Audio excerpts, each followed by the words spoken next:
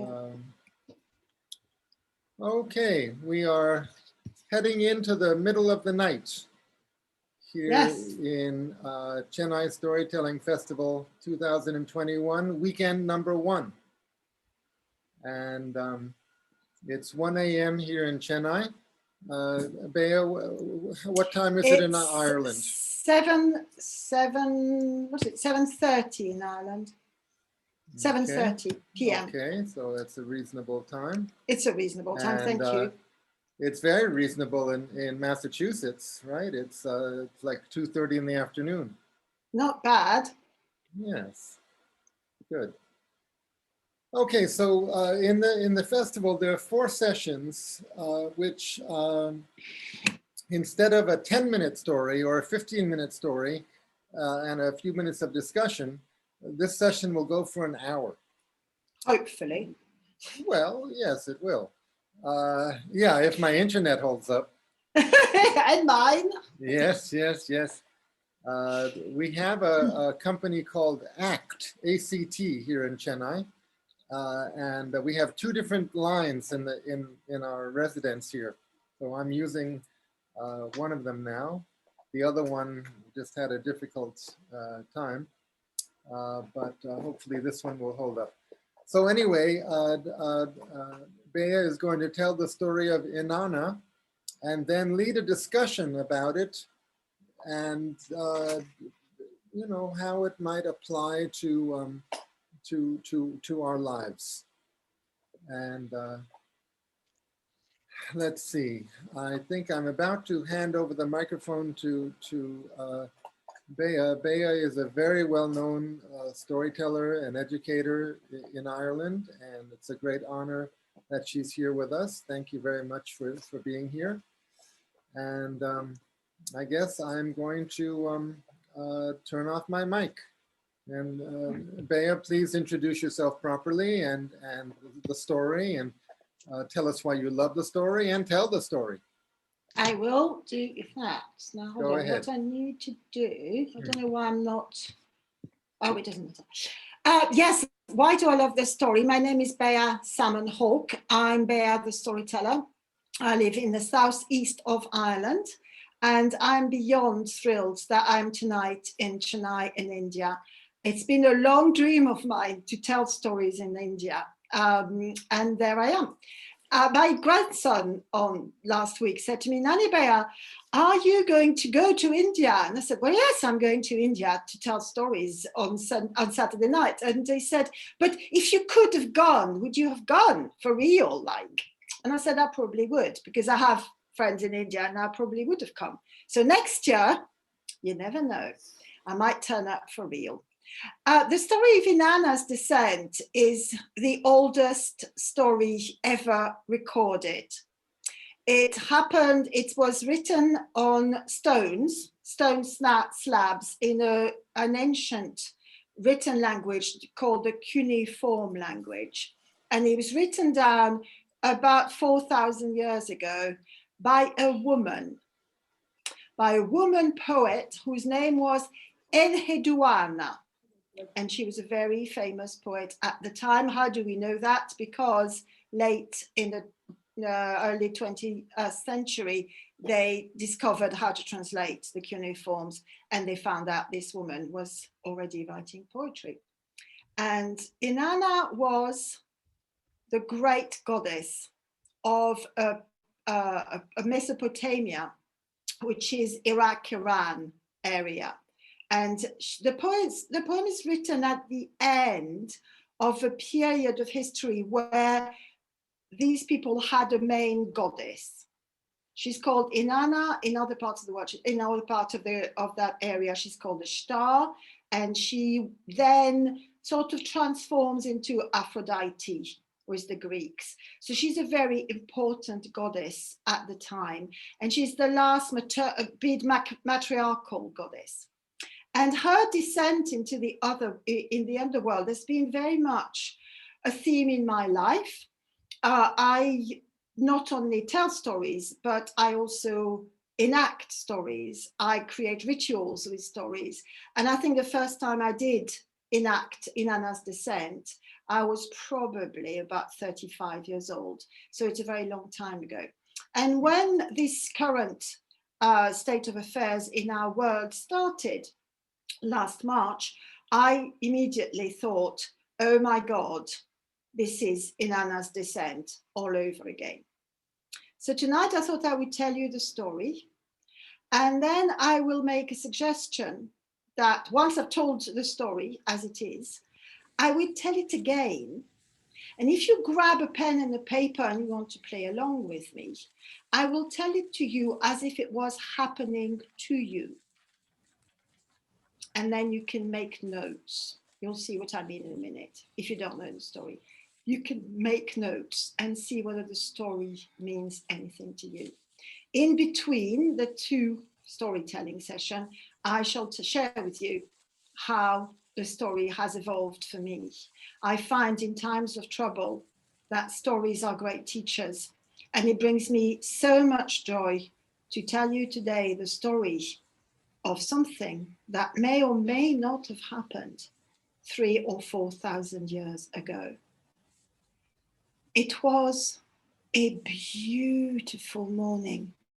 One of those mornings which we can barely remember right now in the depths of winter in Europe, where you open your curtains and as you stand there looking towards the sea, you can see the sun is sparkling on the waves. There's not a cloud in the sky. And if you are the most beautiful goddess in the known universe, if you are the goddess of the sky and the goddess of the light, you know that all is well in your world. And Inanna stood on her balcony and she stretched herself languorously, and she was hearing noises coming from down below. You know, lovely noises of people cooking breakfast and servants doing their jobs. And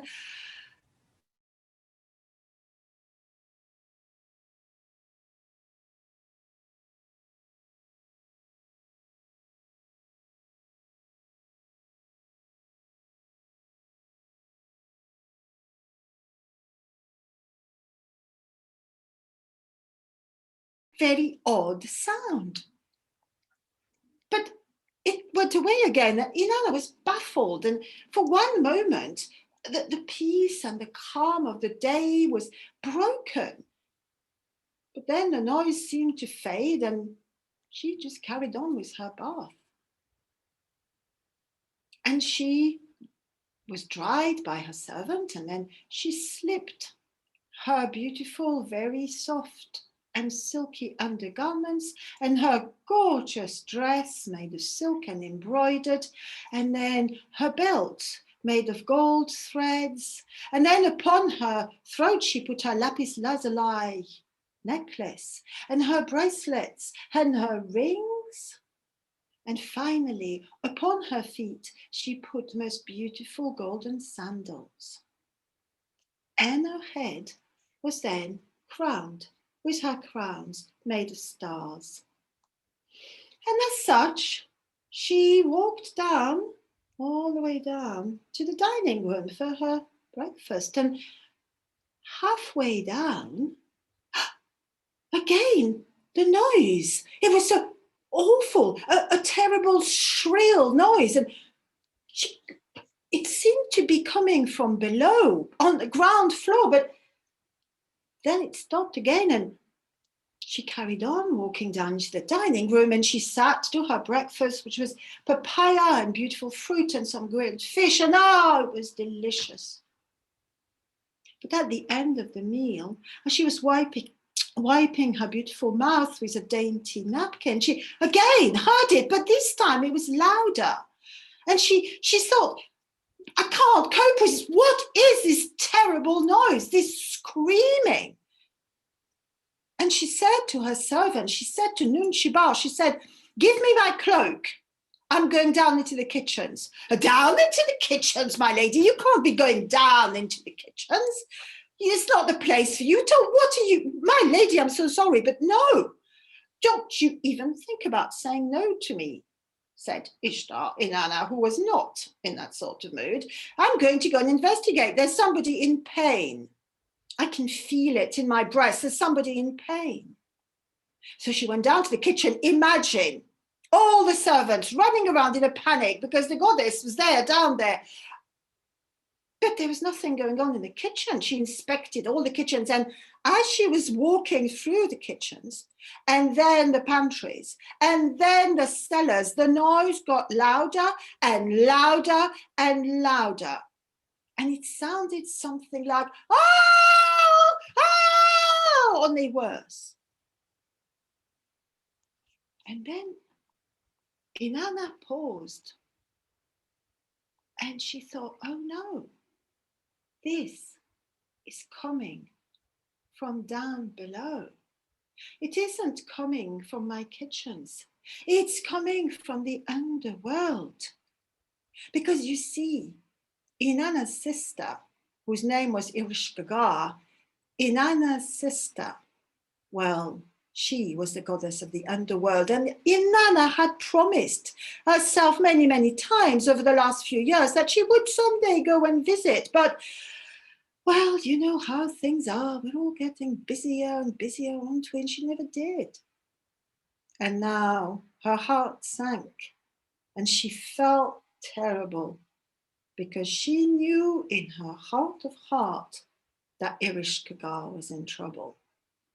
And she said to Nunchibar, she said, I'm going down into the underworld, saying, what, my lady, you can't go down with you. You're the goddess of the light. You can't go back into the darkness. Something terrible will happen. I will go. So she put her cloak of midnight velvet upon her person and she went to the door of the underworld. Ninchibar was beside herself. She was tearing her hair out. My lady, I can't let you go. I'll never see the end of it. This is terrible. It is fine, said Inanna. Just tell Dimisu, Dimisu was her consort, tell Dimisu to look after the kingdom whilst I'm away. And if I'm not back in a week, just go and get some help. And Nunchibar had to be happy with that. And Inanna banged on the door of the underworld. And the door opened. And there was this man there, standing with his arms crossed, looking at her. And he said, who are you? What do you want? And Inanna said, no, I'm Inanna Ishtar, the great goddess of the light. Let me see your name. Who are you? What do you want? Let me through, my good man. I'm the great goddess. Let me through. I don't care what you are. You need to give me something in exchange if you want to come through. And Inanna thought, well, she looked and, oh, the crown of stars. She gave him the crown of stars. And the man, he put the crown of stars on the floor next to the gate and allowed her through. And then she realized there was another gate. And she went down and down into the other gate. And there again, there was a man. And again, she said, I am Inanna, let me pass. And the man said, no, no, no, no, no, no. You have to give up something that makes you who you are. And then I shall let you pass. So she took her cloak of black, of beautiful midnight blue, and she put it on the floor, plop, and he let her through. Would you believe that there were 7 gates all together, and at each gate, Inanna had to let go of something that made her who she was. So at the 3rd gate, she gave her lapis lazuli necklace. And the 4th gate, she gave her bracelets. And the 5th gate, she gave her sandals. And the 6th gate, she let go of her dress embroidered with the flames of heaven. And at the 7 gates, she only had her undergarments on, and she said, well, I can't go in naked. And the man said, I don't care. If you want to come through, you have to give everything that makes who you are away. And she took off her undergarments and she put them on the floor, and then she stepped into the other world. And I promise you, by that point, she really did not know who she was anymore. And she arrived into the underworld, and the noise had been getting louder and louder and louder and louder. She was going down and down and down. And there she was in this huge room.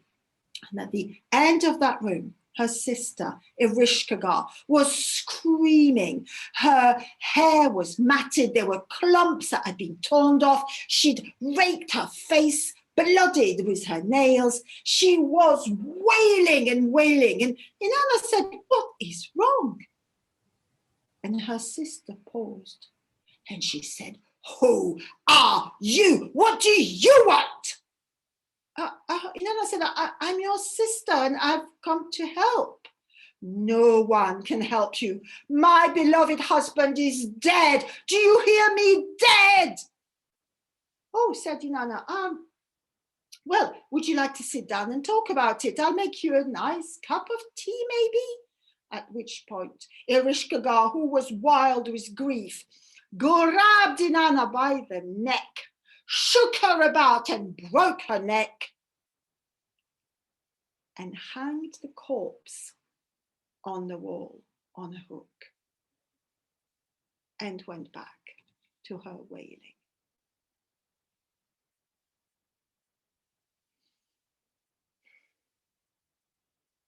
Up there, at the top, where the light shines and the sun is bright and the waves are going back and forth, Nunshaba is beside herself. She's been waiting for a week, not a sign of Inanna, nothing. She doesn't know what to do. She's in a right panic, and she decides the only thing she can do is she's going to go and talk to the gods, the other gods, and see whether they will help. But they won't, you see. Why won't they help? Well, they won't help because everybody is saying, what business does she have to go down there? Why did she want to go into the dark? Why on earth would the goddess of the light go and visit the dark places? It's her fault. She shouldn't have gone. We're not helping. And the poor Nunshaba goes from one to one to one to until eventually she finds the god of the vagabonds. The god is a bit, I hope nobody's going to be defended, but one of my favorite Indian gods is Ganesh, because he's the god of, I don't know, people who are not exactly conventional in their lives. And I like him very much, that sort of god, the god of tricksters and that god says, I will help you because I admire bravery. And he does. And he creates a diversion, basically. He sends down into the underworld two little people, very tiny, who can slip through the cracks of the gates, and none of the guards see them. And they go down and down and down and down very quickly, and they're clowns. They're clowns. And they perform clownish things. They behave in a silly way. They run around, and in the end, they make Erishkagar laugh. Her tears, not forgotten, but interrupted. And you know what it's like when you are feeling miserable and something you laugh, and you suddenly, it's like you waking up. And she woke up, Erishkagar, and thought, oh my God, what have I done? I've killed my sister. What have I done? I've killed my sister. How did that happen? See, grief gets you to do many things. But thank goodness she was a goddess after all, Erishkagar. So she was able to bring Inanna back to life, which was not a mean feat and not very often tried. And Inanna was, And she was back. Her body was intact. There was an awful lot of blood about the place. She was naked. But she was back. And she said to Irishka, I'm so, so sorry. I should never have burst in here offering you help when I haven't seen you for years. I'm so sorry for your trouble. Please, please forgive me. And the Irishka did. And they embraced. And then the Irishka said, I'm really sorry, but there's one problem. I can send you back up. You can go back to your life, but you're going to have to send somebody down to take your place eventually. And it seemed a fair bargain to Inanna, so Inanna said she would. And they embraced and they said they would see each other soon and not leave it so long next time. And Inanna started to come back up again. And at the seventh gate, all the gates were open. And at the seventh gate, she picked up her undergarments. And as she picked them up, they were the same. And yet, somehow, different. And how she slipped them on, she was the same, and yet, somehow, different. And then she went to the second gate, and at the second gate, she picked her beautiful embroidered dress, and the same thing happened. It was the same, and yet, it was different. And then she got her sandals back, and then her bracelets, and her belt, and her necklace, and finally the cloak. And then as she emerged out of the underworld, her crown of stars. And you know, she was Inanna Ishtar, the great goddess of the Sumerians and the Assyrians, and at the same time, she was different. And then she embraced Nunchibar and thanked her very much, because without Nunchibar, she would never have made it back. And she went to her palace. Do you remember when I said that Demisu was in charge? He was her consort, not a king, you understand, her consort. And well, when she walked into the throne room, he was sitting on her throne with one of her serving women on his lap. And I'm not going to tell you what he was doing because it's too bad. And she was so angry, she sent him back to the underworld. And you know, in time it is said that Ereshkigal and Demisu came to a sort of agreement and they lived together, not unhappily. As to Inanna Ishtar, well, she never ever took the beauty of the world for granted. She never ever forgot her experience, because even though she was the same, she was forever changed. And this ancient story is the story that I have been living for the last year. And now I'm going to tell you how. The first day, it was March, when they announced that we had to stay home and not leave the house. One after the other, my computer screen flashed, cancelled, cancelled, cancelled, cancelled, cancelled. One after the other, all the festivals I was booked for were cancelled. And it was so fast, and it was just like that sense of the descent, one by one, by one, by one, by one. And the last one that was cancelled, it was March. The last one that was cancelled was the Lorient Festival, which is an August festival. And my world was over. And I thought, oh my God, this is Inanna's Descent. And I thought, okay, we're done. I'm at the bottom. I'm dead. Woohoo! I can start climbing up again, but I wasn't, you see, because Inanna's Descent does not work that way. Because yes, all my work was cancelled. And then no money was coming in. And then I wasn't allowed to leave my house. And then I couldn't see my friends. And then I had to wear a mask on my face. And then.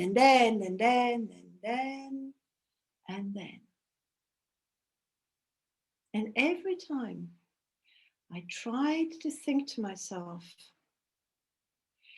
surely this is the last step, one would come again. I think the last thing that happened to me was I couldn't wear my contact lenses anymore because my eyes went funny. And of course I couldn't go to see an oculist because I wasn't allowed to leave my house. And that was when I decided it was time to act. And it was the time of the winter solstice, 21st of December. And I thought, this is it. I am going to do something, act, an act that is going to signify to the universe that we are done. And I took all my costumes, the suitcase that I travel with, the one I've flown all over Europe with, and I tenderly folded all my costumes. And I put lavender, layers of lavender, tissue paper, costume, lavender, tissue paper, costume, put them all in a suitcase. And then I thought, there's something missing. Oh yes, my traveling makeup bag. And I put all that together and I zipped the suitcase and I blessed it. And I said, this is it. This is who I am. And it is not that I will not be that again, but for now, I will put it away. And I put it away. And then offers started coming in from all over the place on the internet, you see, because slowly I started coming back up again. And I wouldn't be able to tell you which gate I am at right now, but I started wearing contact lenses again, which to me indicates that we are on the up. And I am the same. I am still Bea the storyteller. I still tell stories. And yet, I am different. And now, I wonder if you could let me know how we're doing, because at the moment I'm speaking to, to the world. You're doing wonderful. We're about half an hour into it. Brilliant. We have about 25 minutes to go. Right. Are people finding this interesting? Because I've just done, there's no, feel free to comment in the chat because it helps me because I can't see you. So, and so what I want to do, if you're okay, if you have a pen and a pencil, not a pen and a pencil, a pen and a piece of paper, I'm going to invite you to do a bit of a meditation. And I'm going to take you down the gates, basically. I'm going to tell the story. Again, not the whole story, just the gates. And I'm going to ask you for a moment to think to yourself, is this relevant? Is this story relevant to me at all? It might not be. But if it is, to actually write down every time I mention a gate, what is it that you would leave behind that defines who you are? And I recommend an object because it's much easier that way, because leaving a feeling behind is not. But if you imagine one of, like me and my contact lenses, I mean, red lipstick, I always wear red lipstick. And, you know, in the process of this journey, I actually left my lipstick behind. Because what's the point? If you have to wear a mask on your face all the time, you don't wear lipstick. And eventually I thought, it doesn't matter, I'm someone who wears lipstick, so I do. So would that be of interest, is what I'm asking really. So would you want to have a go at that and see what comes up? Try to not think, don't think, because thinking is never. Just try not to think, just write down, what would you let go of? And then we will just spend a few moments like that. And then I'll invite you to come back up again and pick up whatever it is that you've left behind, like in the story. And imagine for a moment, how is that thing you left behind? How could you make it better? What would happen to it if it was the same and yet it had changed? Because you see, the story of Inanna's Descent is interpreted in very many different ways. People say it's a story of spring and winter or whatever. But for me, it's about change. And we often imagine, you know, in the last year, we've been told endlessly, this is unprecedented time, this has never happened. Nonsense, of course it's happened before. It always has. Humanity is ancient. Things happen, things change us. And we like to imagine that if we were to change, we would be someone else altogether. And yet at the same time, we are terrified of being someone else altogether. Because if we are someone else altogether, who are we? But change is about small things. Small change, small shapes. She doesn't even know, Inanna, what has changed. Something has. So if you were to pick up, you know, the contact lenses, now you're going to laugh because it's funny. I stopped wearing my contact lenses because they made my eyes feel funny. Then I had an eye test. And I went back to my contact lenses and realized my contact lenses were the wrong strength. I promise you I'm not lying, this is true. So when I went up through that gate and picked up my contact lenses again, they were the right strength. So are you game? Do you want to play? I'm just going to put this gallery view. Right, sort of, do you fancy it? As a game, I mean, there's not going to be any sharing. I'm not, you know, we're not in therapy here. Just to see what happens, what comes up, and see whether you learn something about yourselves. So don't think too much, and let's do it. So imagine yourself like we were that day in the south of Ireland when we suddenly were told to stay home. That was it. And we'd more or less stayed home for a year now, on and off, but mostly on, I mean in. And imagine that something like that, it was pretty dramatic, happens to you. And you are told that you need to give up 7 things that make you who you are. And I want you to imagine a staircase going down into the land. And also know that this is only happening in your head, and you can come back anytime, change your mind, do a little dance if this doesn't feel nice for you. But I want you to imagine that you're standing at a gate and you knock on the gate, and the gate opens, and you're told you have to leave something behind, something that makes you who you are. What would be the first thing that comes to your mind that you would give up? Quickly, just write it down. Doesn't matter. And it's got to be a thing. You can't give up, I don't know, being sad. It's got to be things, because that's important. Because the story is all about things, very detailed. And once you've done that,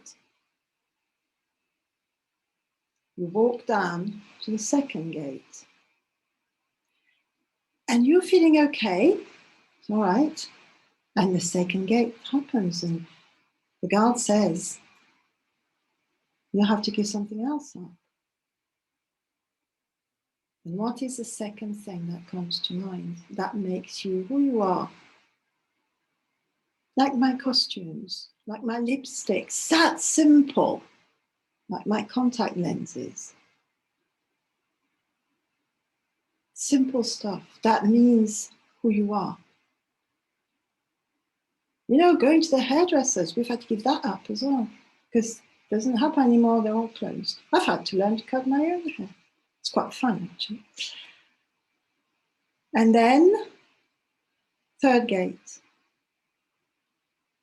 And by that point, you're beginning to think, whoa, that's a lot of things to give up. I don't know. Have we got anything else? And you find something else that you will give up. That is part of who you are. And then write it down. And then the fourth gate, oh, for goodness sake, the fourth gate. How many gates are there? I hear you cry. How many gates? The fourth gate.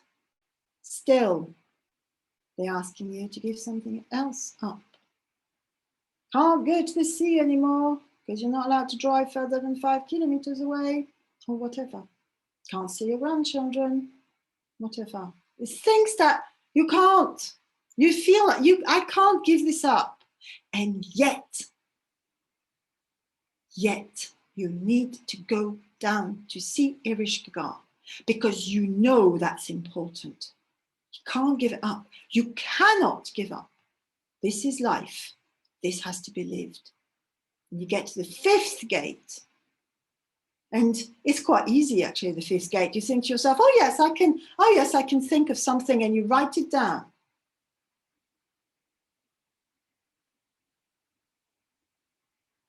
And the sixth gate, now then, you look about your person, you say, well, what else can I give up? What? What can I give up that makes me who I am? What else can they take away from me? What else can I willingly let go of? And you find something. And then the seventh gate, the last gate, by which point, remember, Inanna is in her underwear. And I'm not making this up because it's in the story and it was written down. She's in her underwear. Please don't take your clothes off, by the way. That would be really bad. So she's in her underwear. What is it? The last shred. For me, it was the costumes. You know, because I could kid myself. Oh, yes, I'll wear the costumes when I'm on Zoom. No, there's no point in wearing costumes when you're on Zoom because nobody can see the costumes. So what is it? The last thing that you're clinging to for dear life. But if you were to let it go, maybe, just maybe, it could be transformed. Not into something else, but made even better than it already was. Now go back on that list and have a look at it. And again, I'm not asking you to share anything. Just look at it and feel it. What does it feel like to have let go of all these things? I have no idea what it feels like. You feel better, you might feel worse, I have no idea. But what does it feel like? And stay there for a moment. Because you see, this adventure of ours, and we're all in it together. That's the thing I find the most amazing. We are all living this story together. The story of the great shambles of the last year, we've lived it together, the whole of humanity. There is a teaching in that. And we need to learn it together. Because all of you have had to give up things that they never imagined they could give up. Things they call our natural freedoms, or the number of times we have been told, oh, you have to hug people. If you don't hug people, you die or you go mad. We have given up, mostly. We haven't died, we adapted. How do you transform a hug? See, there you are looking at me, smiling. I don't need to hug you. I'll never see you. I'll never meet you. But I'm here. I can feel you. I don't need you to touch me. No offense, but I don't. I have learned to see your smiles, to see your eyes. Even if I'm only seeing blank, it doesn't matter. I have learned to feel you. I don't need hugs particularly right now because we have transformed them into something else. The connections, the things that Eric has created has been created through his journey into the underworld.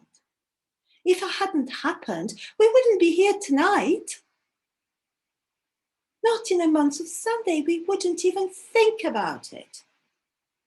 I've no idea where I would be, probably at the pub somewhere. But nevertheless, he would never have created this. This was created out of ending up on the floor in Ereshkigal's cave, because everything else had been stripped away. So now we've experienced the being in that world of unprecedented times or whatever. Look at your list. I want you to imagine you're now going to stand in front of the seventh gate, the last one. Look at your object, the one you left behind, and imagine it's changed just a bit. I want you to think about it. How, what would it look like if it had changed a bit?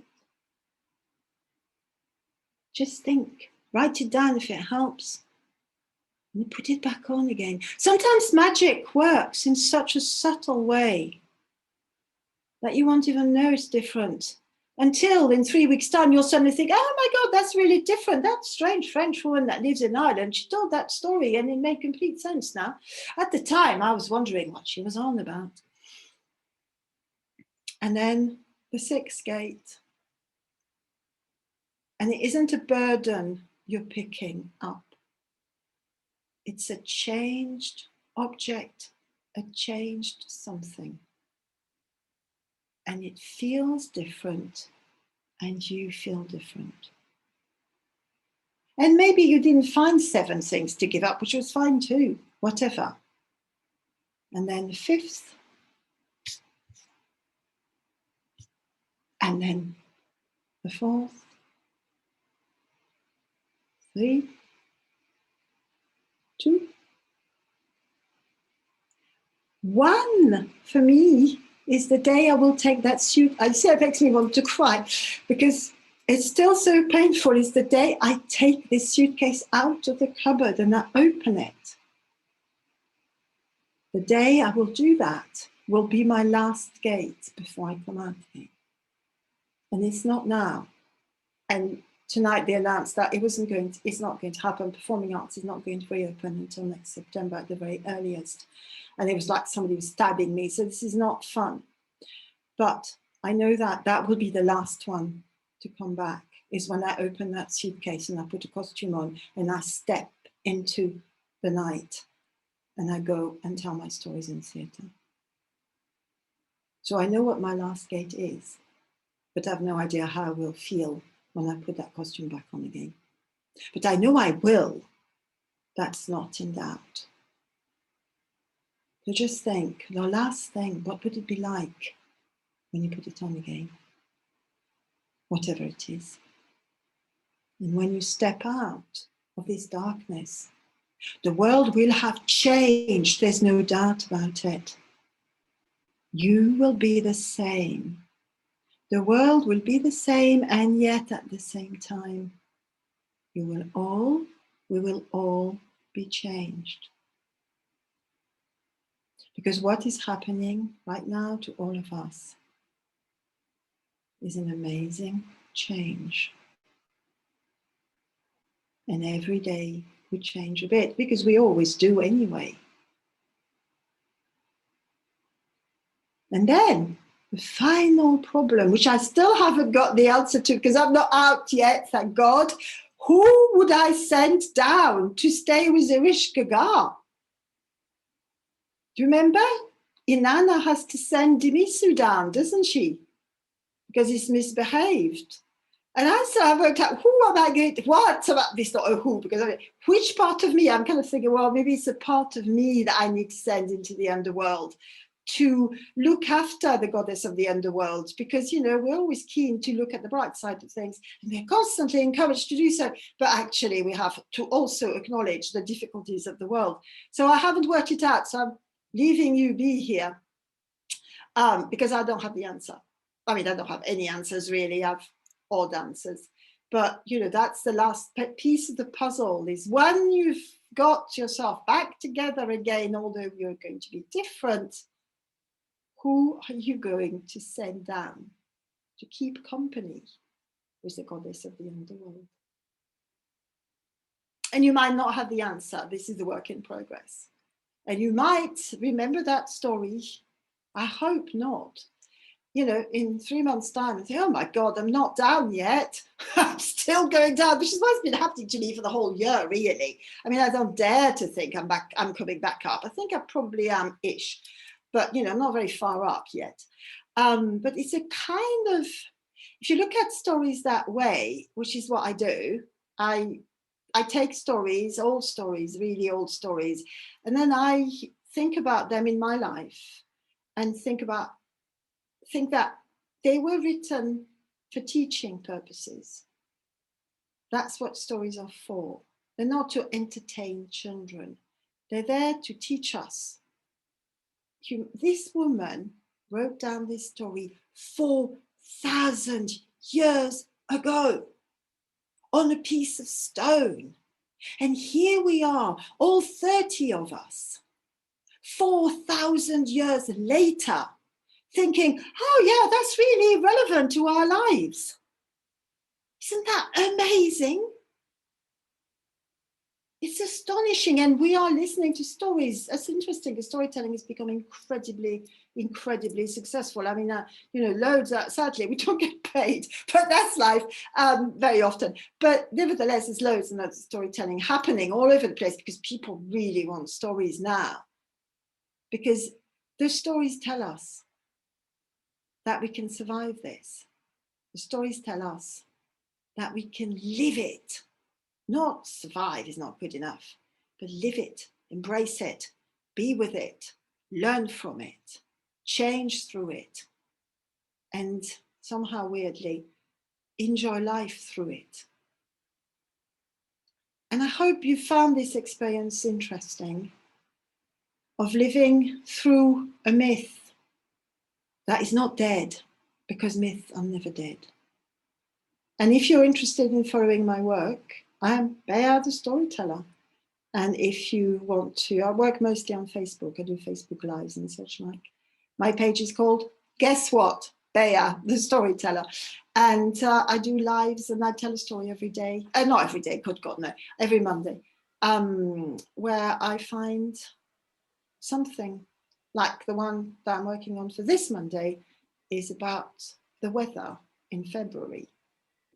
So if you want to find out more, join me on Facebook on Monday morning at around 11, or any other time because it'll be recorded.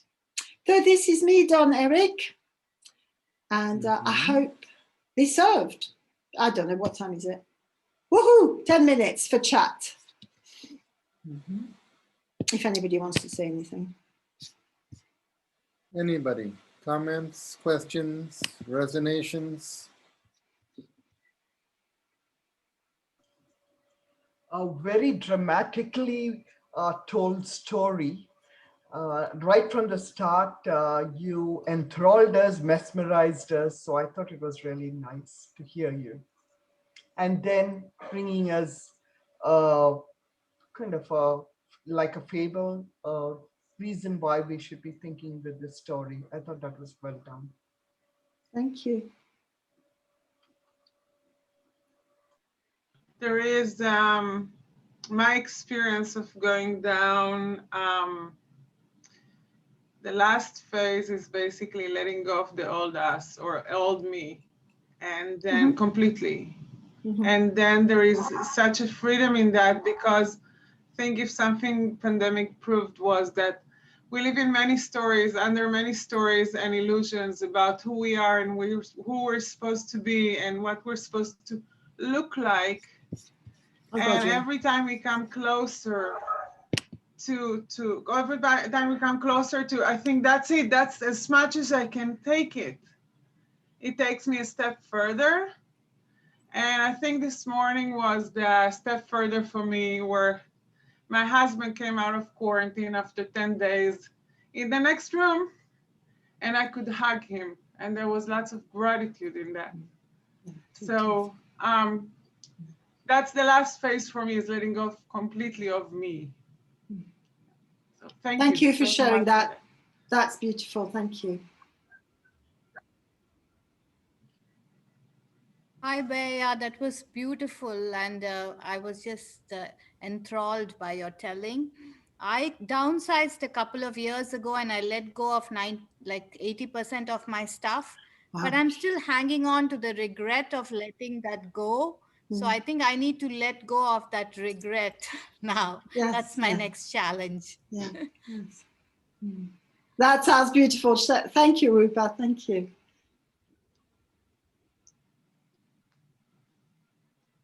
Well, you've told us about and you've helped us experience a very fine example of living mythically, which is a term we use, or I've heard used to refer to, you know, 1 foot in the regular, ordinary world and 1 foot in the world of myth and imagination. So I often ask myself, what's the value of living mythically, and how can one live mythically? So you've shown us how we can live mythically by taking a story like this and applying it to experience, and very brilliantly done. So I want to thank you for that. Thank you, Eric. And I think myth underpins our lives, whether we like it or not. The myths are there all around us, and they underpin our life. And either we ignore them, or I believe that if you try to live with them, it gives you comfort, because it's like a roadmap. Because the minute it started, I thought, oh yeah, Inanna's Descent. And then it gave me, I knew that there was a staircase and that you can go down the staircase and up the staircase. So I knew there was a plan somehow. And I know that's my way of thinking. But I always feel that, for me, that's what myth is about. Would you say myths provide archetypes? Do you like this concept of archetype? Mm-hmm. Yes, yeah, I think so. And I mean, it's you know, I mean, I'm working on that story about, it's an old Scottish myth. It's a weather myth. I didn't know they existed even, but it explains why the weather is really odd in Europe in February. And it's a battle between winter and summer, basically. But it makes complete sense. And then you can stop complaining because we're having a snowstorm coming our way, because actually it makes complete sense to me. Oh yes, it's the battle between winter and summer. That's fine. I will stop fretting about it and say it's unfair, because I know it's part of the process. That's how it happens. That's how winter turns into summer. There has to be storms. It's part of the thing. So, and obviously, so why is it necessary, or why is it healthy to live and think mythically, to have a mythic dimension to our experience? I think if you look at that myth between the battle between winter and summer, it's like winter will not let go. I am winter, I'm holding on to everything. I'm holding on, I will not change. Again. And then summer goes, like, I'm sorry, but you know, come on. And then you have to change. We hold on. But these myths, and also I think if you look at it from an ancestral point of view as well, they have been taught and told to generations after generations of people. Our ancestors knew these stories. Our grandmothers knew these stories in one version or another. You know, there's 326 versions of Cinderella. You're aware of that? 326 versions of Cinderella, all over the world. It's a myth. It's a myth that underpins lives. And it is constantly being repeated, reenacted, until eventually Cinderella realizes that she's not going to take all this nonsense. She's not going to do what her stepmother is telling her to do. She decides to step out and do something else. But haven't we all done that? That's a myth. But have we not all been Cinderella? Whether it's a male Cinderella or a female one? And then eventually stopped and said, well, that's enough now. We're going to do something else. I will go to the ball. Not putting up with all this nonsense. So yes, I think it helps. Well, it helps me anyway. And it does help people, because it's weird, because people will listen to one of my stories and I'll get a message literally 6 months later and they'll say, oh, do you remember the story you told 6 months ago? I don't remember. And they'd say, well, that I just the other morning I was thinking about, and then they happened. And then I thought, oh yeah, that's what they was talking about. Well, Wonderful. All right. Thank you very much. thank you for having me. I went to India tonight. Yes. It was worse doing the descent of Inanna, I tell you. And one day, I hope, one day, I will come and I will see you. Please do. Thank you.